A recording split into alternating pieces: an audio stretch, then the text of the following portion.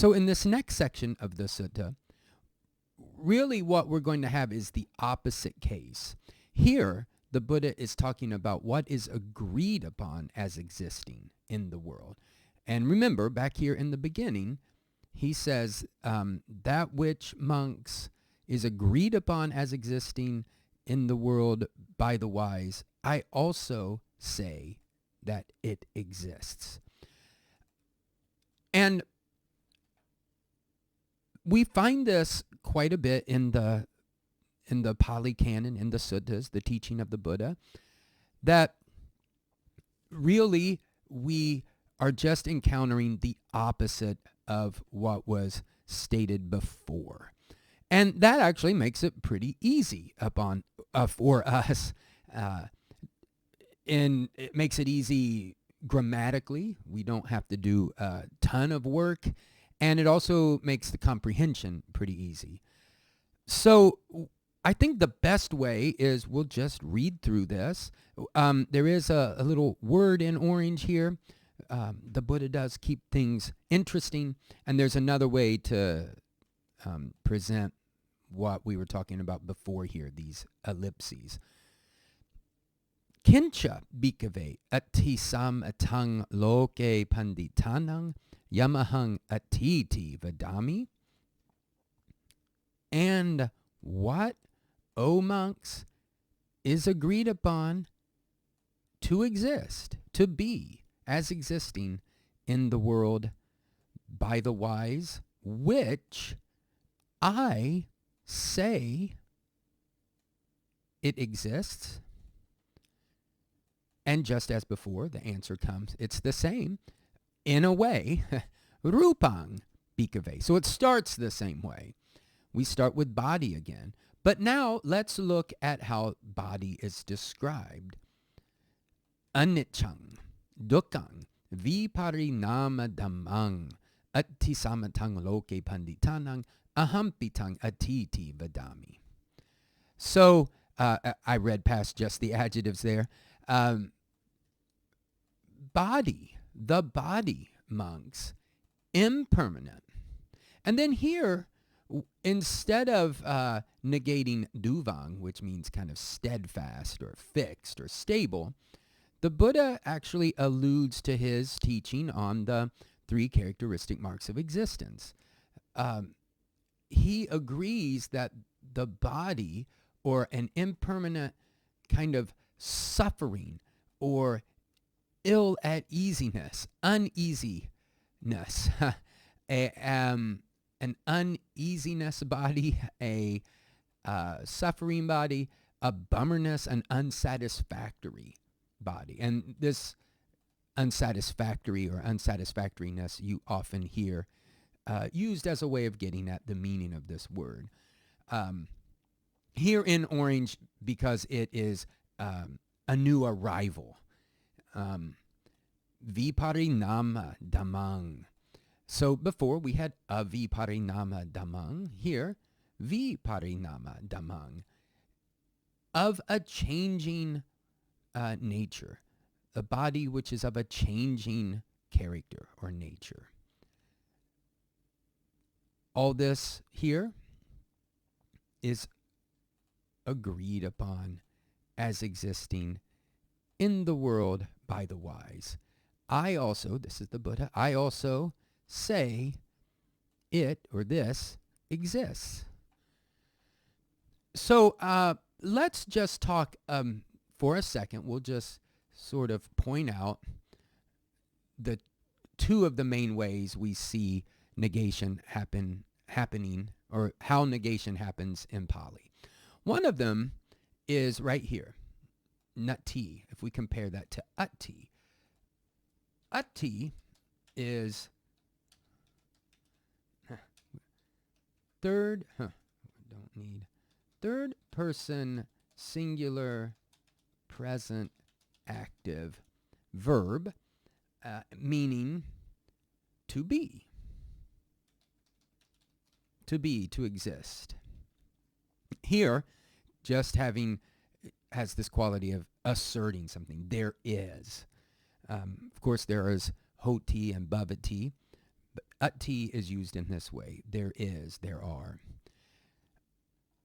To negate this, the negating particle, it's almost like not in English, na, and those probably go back. I mean, English and Pali both come from, they're on different branches, but they come from the same plant, the same tree, going back to Proto-Indo-European.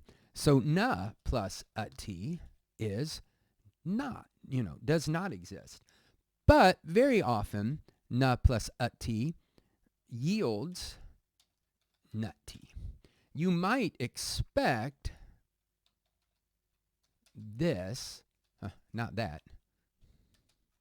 You might expect a long A, but that just doesn't happen very often. It doesn't happen in this case. There are cases where these two short us will come together to produce but that is not the case here. So that's not what we get. So we'll even specify this is not what we get. So this is one way of negating. This is actually the way we negate finite verbs. If the Buddha were to say something like na vadāmi, or I don't say, he would say na vadāmi. The other way that we see negation happening is you can use a shortened form of this, or you could think of it that way. I'm not sure it actually is a shortened form. You can use this negating prefix, and we'll call it that. We'll say a negating prefix and this is found in Greek, ancient Greek. It has been given the English name alpha privative because the is alpha in Greek. And we, it comes into English, like if we could say something is symmetric or asymmetric. This is negating, and what we could even say is something like AX equals the opposite of X. Whatever X is going to be the opposite. And that's exactly what we see here. Aniccaṃ. Now, before, actually, we had this word, vipariṇāmadhammaṃ, negated. This was changeless, or having a changeless character, and here, unnegated, having having the character of changing. Now, let's look at this little situation here. Instead of Vedanā ... here they're even abbreviating it more. And this pe is itself an abbreviation for peyyāla. Peyyāla. This word has to do with repetition. And it's really being used how we would use the word etc. And what the text is indicating is that you would repeat these other two khandhas. You would repeat these words with the text. We had mentioned that, and let me put it like this. Vedanā would replace Rūpaṃ. And then here, I had mentioned this last time, here it's very explicit. Aniccaṃ actually has to be replaced with aniccaṃ. Dukkhaṃ, vipariṇāmadhammaṃ, atthīsammataṃ. Because Vedanā is feminine plural, so these adjectives have to agree. And when we get back to viññāṇaṃ, or when we come to viññāṇaṃ, it is neuter. It's nominative neuter singular, just like Rūpaṃ, so everything else at that point is just exactly the same. So this is one way of presenting this sort of this abridging, an abridgment of the text, but we really should recite it and not just read past it. Although we're going to read past it here. So we will pick up here consciousness. Consciousness, or which is, maybe in English we could use this relative clause.